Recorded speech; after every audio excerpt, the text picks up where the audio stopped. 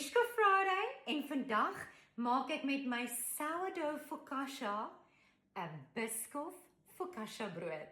En natuurlik met die hulp van Chef Marlies, want ek is nog nie met hierdie sourdough ding, so let's do this. Eerstens gaan ons 'n bietjie Biscoff met botter smelt.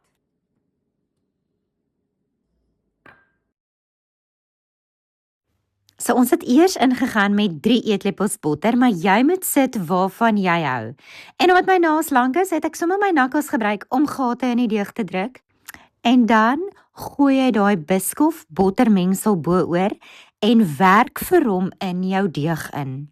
Maak seker dat al die hoekies van jou deeg met die Biscoff bedek is.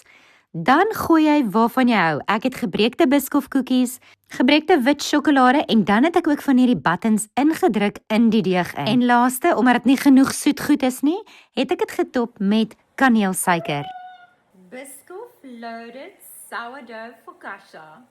So who said focaccia has to be savory? En ek moet sê, hier het baie lekkerder uitgekom as wat ek gedink het. En of course, het ek dit weer getop met nog Biscoff.